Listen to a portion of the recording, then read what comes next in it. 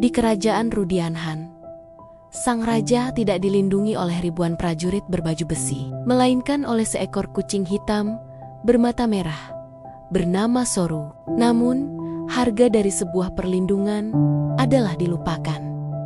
Dan Soru tahu bahwa akhir hidupnya akan menjadi rahasia paling sunyi di dunia.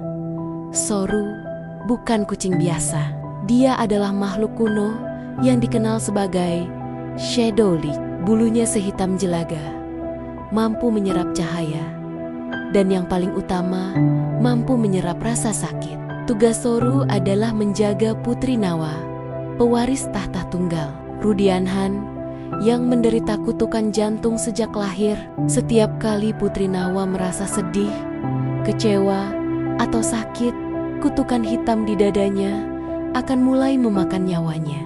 Namun, Nawa tetap bisa tersenyum dan tumbuh sehat hingga remaja hanya karena satu alasan. Soru selalu ada di sana. Setiap malam, saat istana Rudianhan sedang berpesta pora, Soru akan meringkuk di pojok kamar yang gelap. Tubuhnya yang kecil akan bergetar hebat, dan matanya yang merah menyala akan mengeluarkan air mata darah. Dia sedang melakukan tugasnya, menarik setiap tetes racun gaib dari tubuh Putri Nawa ke dalam tubuhnya sendiri. Soru menanggung rasa sakit yang seharusnya membunuh manusia sendirian dalam kegelapan.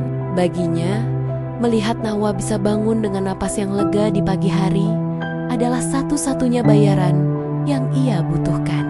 Namun, manusia seringkali takut pada hal yang tidak mereka mengerti. Rakyat Rudianhan dan para penasihat raja mulai berbisik. Mereka melihat mata merah Soru sebagai simbol iblis dan pembawa sial.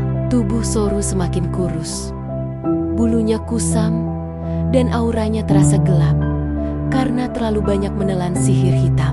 Raja yang termakan hasutan jahat akhirnya mengeluarkan perintah kejam. Kucing bermata merah itu membawa maut bagi putriku. Buang dia ke hutan terlarang sekarang juga.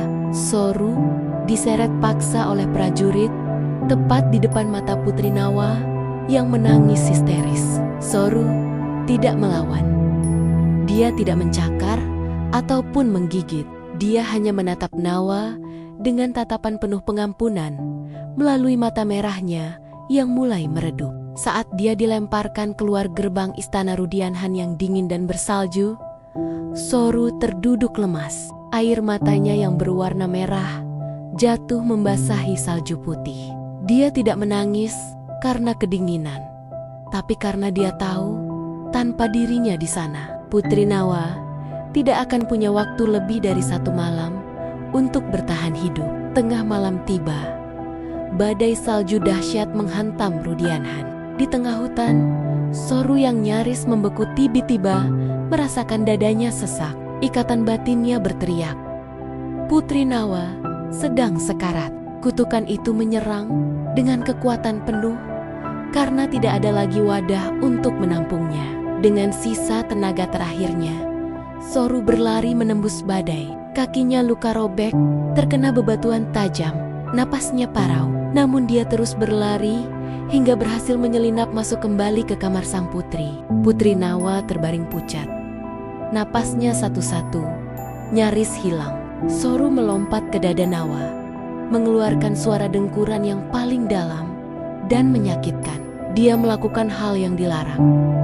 Dia menarik seluruh sisa kutukan mematikan itu sekaligus ke dalam jantungnya sendiri. Asap hitam menyelimuti tubuh Soru.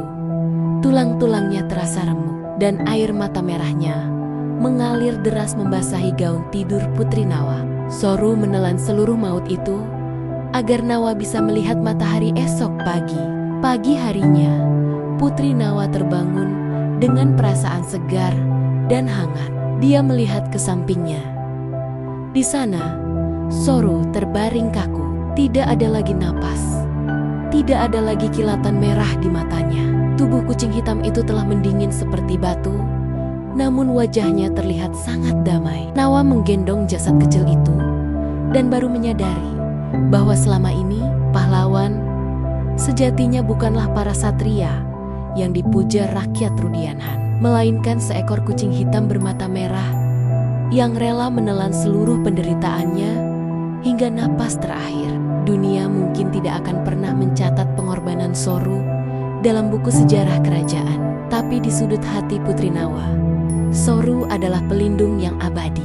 Terkadang, cinta yang paling besar adalah cinta yang paling sunyi, yang hanya bisa dirasakan lewat tetesan air mata seekor kucing di tengah kegelapan.